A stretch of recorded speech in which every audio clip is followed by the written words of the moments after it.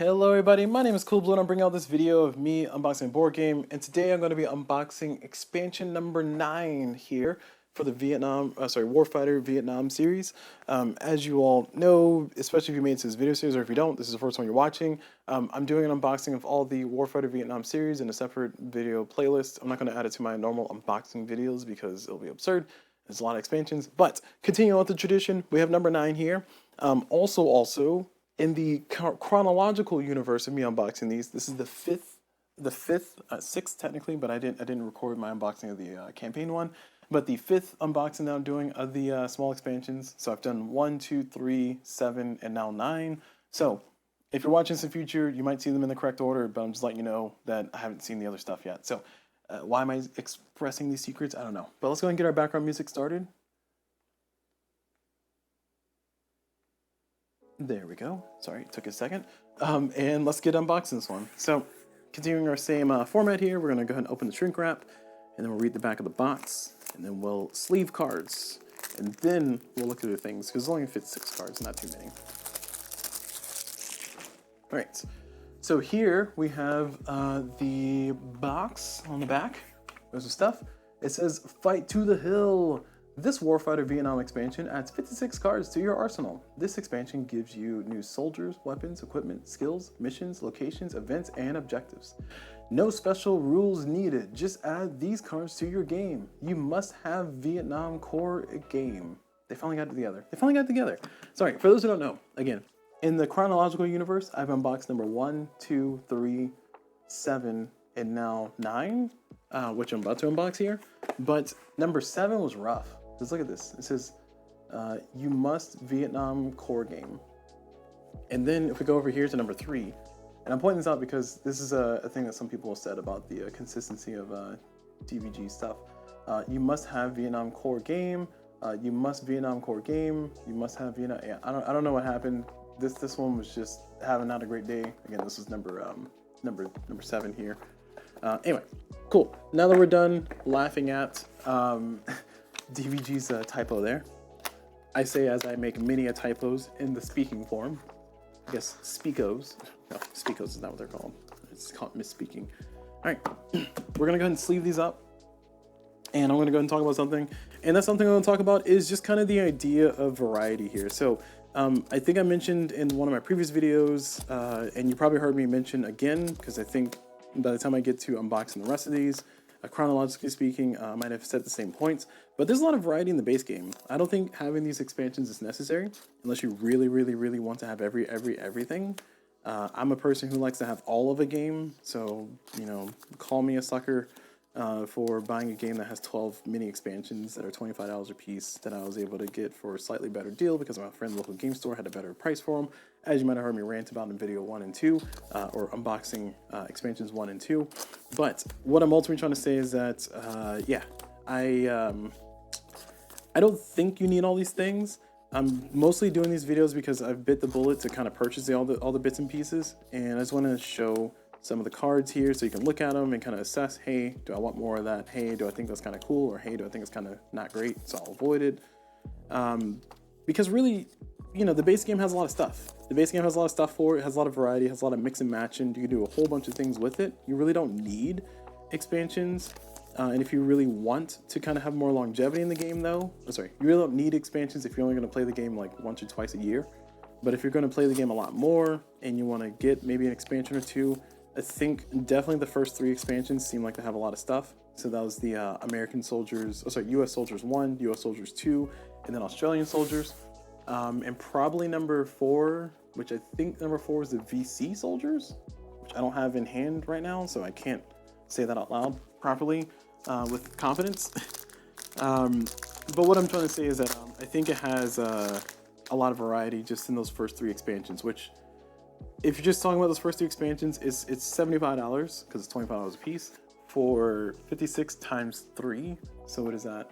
That is 150 plus 6 times 3, 18. So 168. So 168 cards.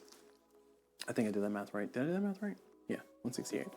So you're paying $75 for 168 cards, which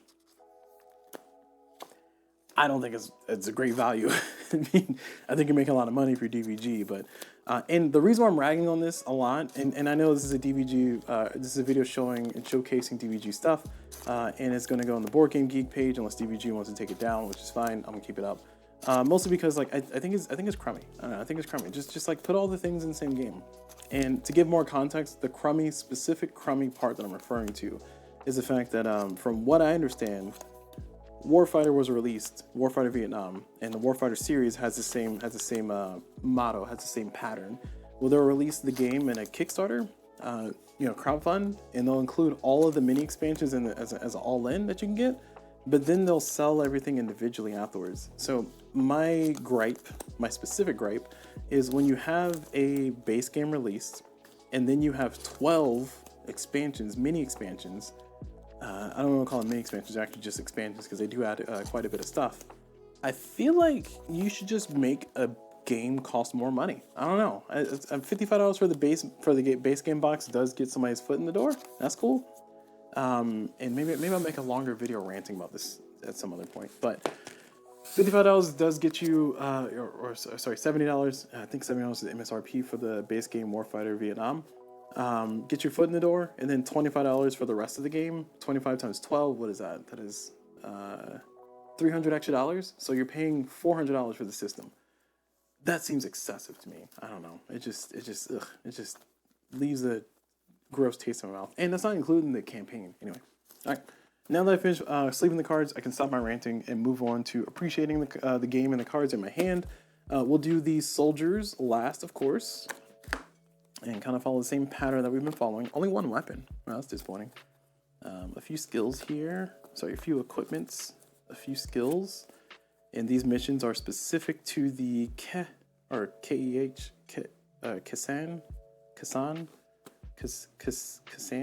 I don't know how to pronounce that. My apologies. So we will sort these out. And we got some normal hostiles here. And we got some events too. Okay, so let's go and start with the events. So for the events, we have Monsoon. Ooh. Punji Trap. Wild Boar, really? What does this do?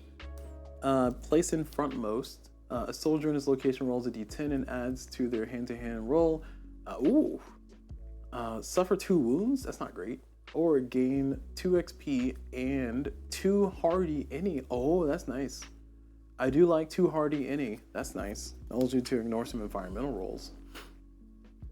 All right, starting next turn, each soldier in the location rolls a d10, adding their move stat. Suppress, cannot move this turn or gain some XP. Suicide charge. That sounds not great. Permanently attached to a random hostile card. Add 2 to your attack against this hostile. This hostile adds 2 to their attack rolls against soldier. Ooh, I don't like that. Artillery strikes. And these ones look like they're all these are specific to the Khe Sanh location. And these are the same, 2 artillery strikes. Okay. Watch out for those artillery. They will take you out. And I'm not talking about for a date. All right, so these are the objective cards here. So the objective cards, we got Bring the Boys Home, Sweet City Woman, Dragon the Line, and Spanish Harlem. Let's see. Do we have anything absurd here? Nah. I mean, this is eliminate hostiles, eliminate present headhunter, hostile screens, headhunter. Okay, I see. And then keep clear 2. The first time each player soldier enters, find 2 points of grenades. Nice. Deliver artillery shell equipment to this objective. Okay. Bring the boys home. I was checking to see if there's any like super high hostile counts. It looks like there. I mean, I don't want to say there aren't, but this one seems the highest here. The highest spread, I should say. Okay.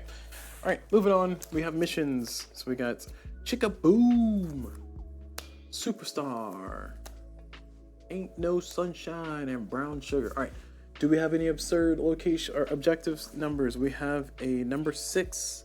That's pretty far. Add 2 to the objectives hostile value. That's not great too. That's not great as well. 47 resource value though. This one's a 64 resource value. Add 18. What is this? Add 18 battle fatigue cards to the. Oh my gosh! Just to do the mission? Are you kidding me? 18, and that's not including soldiers who might have their own battle fatigue. Ugh. That's crazy. Whew. And your body count's 27, which I guess is pretty low for something that's a. Oh, I thought it was a 6. That's a 5. Yeah, nah. No, that seems like a nightmare. All right, man. We didn't say that this is gonna be easy, but boy, do they make this difficult. So it looks like a 6 is the highest. So 6 would trigger. These don't look too bad. I mean, 13. I'm assuming that maybe the soldier spread in this one is not super high, or the hostile spread in this one's not super high. So, sure. This is just me making some wild guesses here. I don't know how the balance of this game works. All right, so we got our skills here. We got build up, let's move, and perseverance. I think there's another let's move in the base game. So cool to have a second. Thank you. That was it. Equipment. We got quite a bit. Oh, I didn't look at the locations. I'm sorry. There's a lot of locations here because this is a battle pack.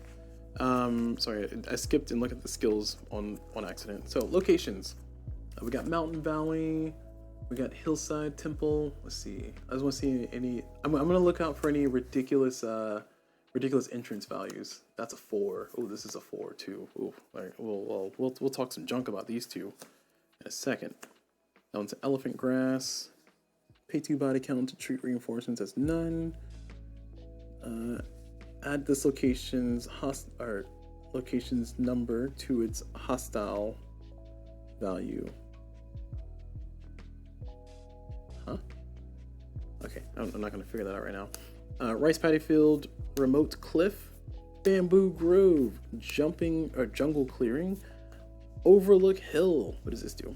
Free to play. Hostiles gain +2 cover against range and indirect attacks. Obstructed environment, hot, 4+, and nature. All right, bridge ambush. Doesn't sound good.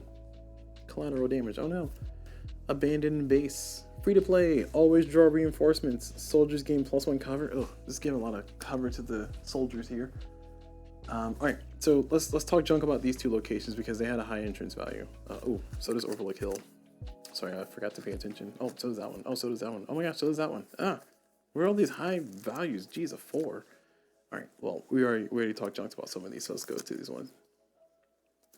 Hilltop Camp, 1 XP to play. Obstructed structure. It's not terrible. Sure.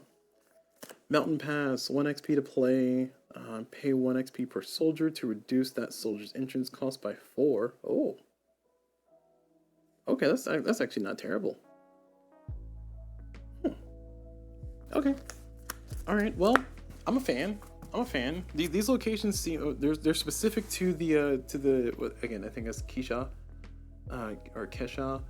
They're specific to that this particular mission, so that's something to keep in mind. But they seem fine. All right. Did I look at the hostiles? I did not. All right.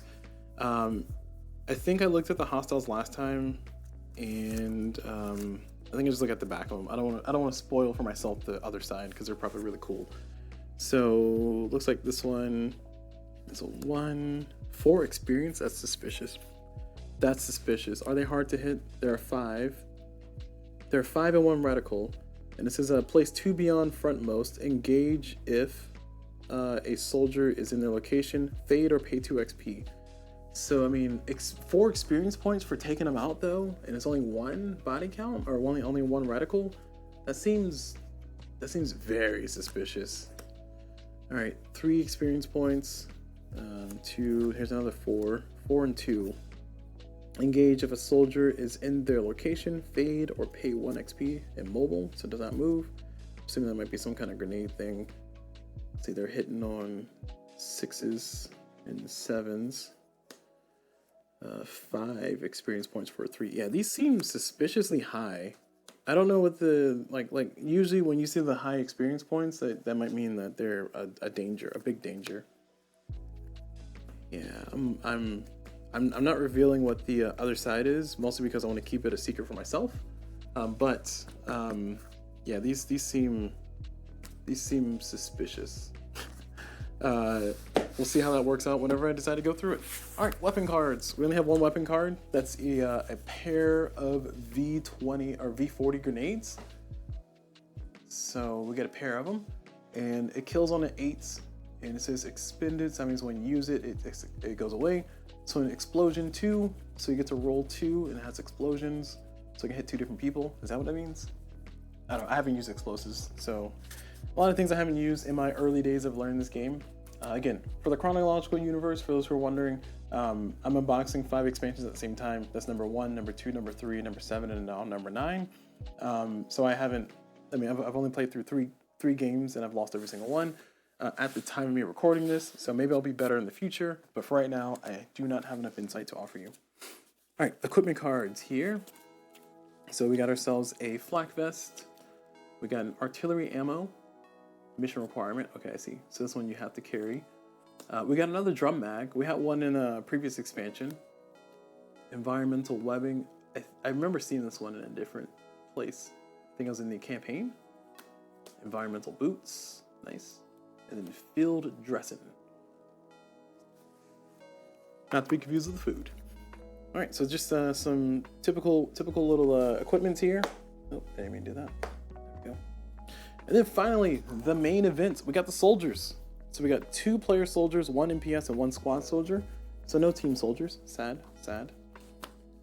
We got ourselves M. Richards in Nagyun Tonkan. Nagyun Tan. I'm trying my hardest to pronounce the name because I feel like it's, out of respect, I should give an attempt. Okay, so we got the highs here, the lows there. He's also US and Arvin, which is cool, or VC, or Vietnamese, from the Army Allies, which I think Arvin was the Allies. Don't quote me on that. And looking at the things, we got 1 card draw, 2 XP, 1 body count, search +3, field dressing, fast reload. Ooh, fast reload is nice. I like fast reload because you can spend experience instead of actions to reload, and that's always useful. It's like save them actions when your dice aren't dicing. He's a cover 3 but a move 1, so that's actually not the greatest, but it happens. All right, and then for the other side, we have a cover 1, move 3, so they're just flip-flopped. Cool. He starts with Hardy, Drum Mag, Environmental Boots, Perseverance, Battle Fatigue 2. Cool. I mean, they seem like fair soldiers. I don't know. Can't complain too much. I can add them to the base game. I think I will. So I got more soldier counts. MPS and squad soldiers, I'll show them at the same time. So MPS, we just have E. Norton over here. He is a 3 action, so that's pretty nice. Cover 3, move 1. The move 1 is not great, but it happens. He starts with a pair of grenades. He starts with M16. He has Let's Move and Battle Fatigue. So Battle Fatigue 1. And then we have Tran Long and we have P. Wallace. So Tran Long, again, is a dual nationalities there. We got Stepping Up in Battle Fatigue, but he is a closer range killer because 7 is better than 8, just barely though, at range 0. So always nice to have more rolls. He only has 2 actions, which is not great, but he has 3 health, which is useful. And he's a 6. Ooh, okay, a 6 with 3 health. That's actually not bad. It's actually not bad. And he's a 2 and 2. I mean, I would like this number to be higher, but a 2 and 2 is fine. Well, a cover 2 is not great because it means that there's a pretty good chance that they're going to get their cover blown and get suppressed. So probably good that he has 2 actions for a while. All right, and then finally P. Wallace. What does he got going on? Let's see. He has his grenades, environmental webbing, 1 body count, search 2 or +2, and he is a range 0 is his only attack, but he gets 3 actions, 2 actions, and 1 action. He has 4 health. Cool. All right, so that was nice. Oh, that's it. Oh, that's sad. Well, that's gonna be it for this video then. That was me doing the unboxing here for the Warfighter Vietnam expansion number 9. I think it's Khe Sanh. Khe Sanh. I feel like I pronounce it differently every single time I talked about it, but that is going to be it for this one though. We finished our unboxing this one. Hopefully this has been informative. Hopefully this has been enjoyable to let you know kind of what's in the box, what you get. And yeah, that's it. So thank you all very much for watching. I hope you all enjoyed it. And as always, I will see you all whenever.